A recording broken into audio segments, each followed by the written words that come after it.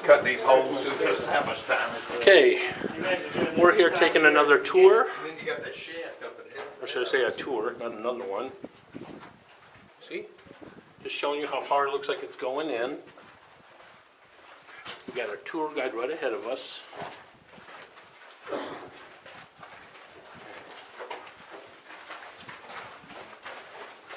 What's the name of this one? This is the Savage. The Savage, okay. See, got little lanterns. Okay. Now, this right here, this tunnel itself was started in the 1860s. Now, have you guys ever heard of George Hearst or William Randolph? How about William Randolph Hearst? I heard of him. Hearst Castle. His father's name is George Hearst. See, I told you to watch that guy. He's already touching the walls. I've seen it. So, this tunnel was started by him. He has the claim on it, so it's just a claim at that time. It gets claim jumped, though, by a guy by the name of John Nash. Hires 3 guys to claim jump it. When George Hearst owns it, it's called the Queen City Mine. In 1867, this, what we're walking in today, was for sale for 40,000 gold coins. So $40,000 in gold coins it was for sale for. It doesn't get sold, though. It gets claim jumped. It gets claim jumped in the 1880s by the Shayash. Once again, I'll tell you that story later. Now, once again, just watch your head. There's kind of low spots here and there. This right here is the main access tunnel. So this is the 200-foot level. That big hole I showed you up in the side of the mountain is ground zero. We're 200 feet below that, so all the ore from ground zero, the 100-foot level, is brought down. All the ore from the 300, 400, 500, 600-foot level is brought up into this. It's put in an ore cart. A mule is going to pull that ore cart right out this hole. Usually tunnels are 7 foot tall, 4 foot wide. I'm 6'8", and unfortunately it's not 7 foot. I used to have beautiful hair like you, and it's all gone now. So, Called being married? Yeah. So just watch what you guys are walking. We're going to go nice and easy right now. I'll kind of shoot a light behind us, kind of giving you guys a little bit of light, but here we go. You don't need to, I got it for them. Oh, I got to shoot back with it. Oh. I'm just recording.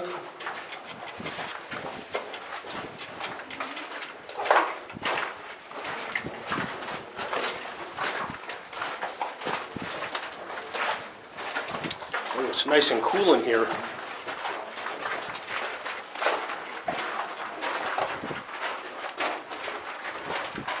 So if you would, my friend, you just come right over here. You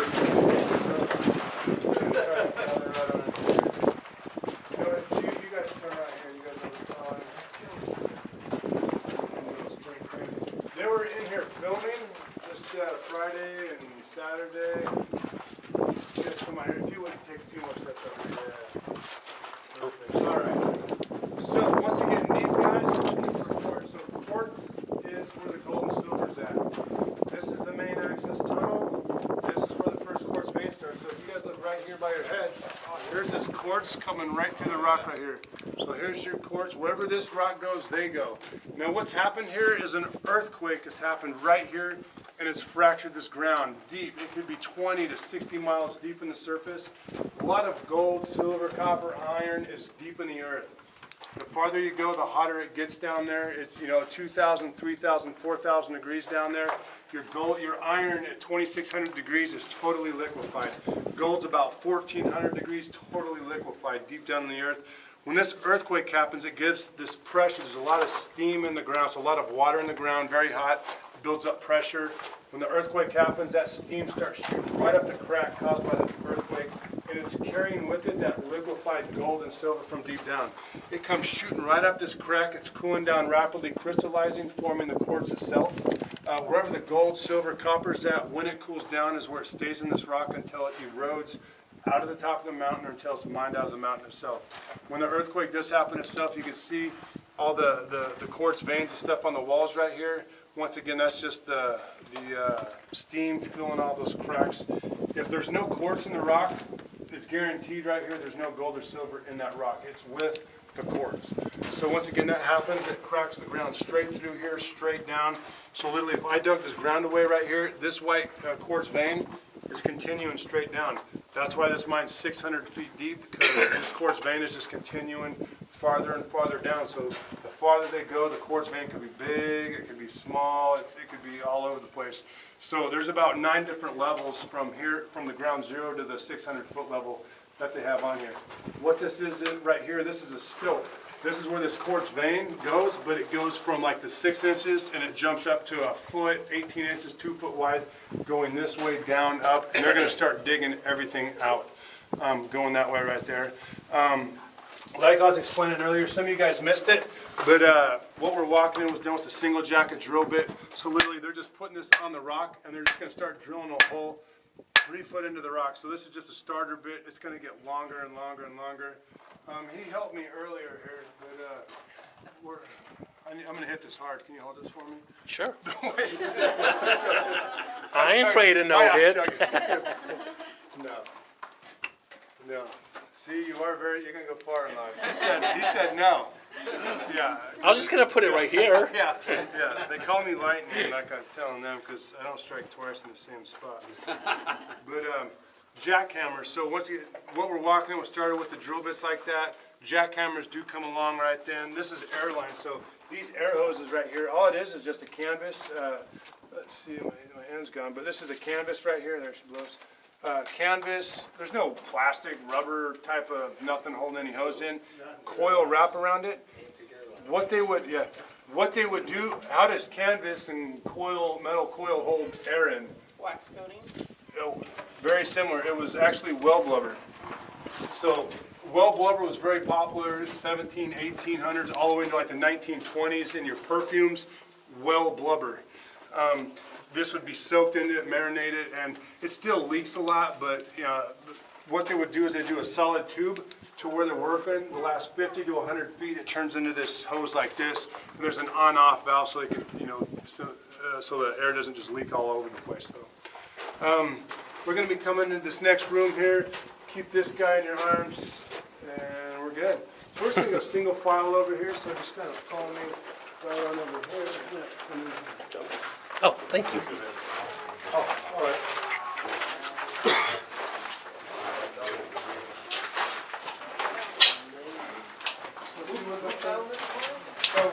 Wow, that's deep. When we made the tour itself, but it starts in 1861 is when this starts. This starts right here by George Hurst. Oh, okay. And then we made the tour itself. There was no tour of any kind when we bought it, so. How long you had it for? Since 1994. I mean, somebody discovered it before George Hurst, right? 1861, George Hurst actually has a claim on this mine. So he's the first one to do the claim on this mine right here in 1861, yep. So if you guys just walk in here a little bit farther, I can't believe you guys are standing on that bridge for that long. As deep as it was? No. So if you guys turn around, see where my flashlight's shining right there? Look at that quartz vein right there. So there's your quartz vein right there. Once again, you can just see how big it is. That quartz vein, there's something hit the ground there. Yep. Wherever that quartz goes, they go. So if that quartz vein went up and hung a left, they go up and hang a left. Pretty simple. All the timbers above our heads are all from the 1800s right here. Yeah, I'm going to squeeze right back. Oh, sorry.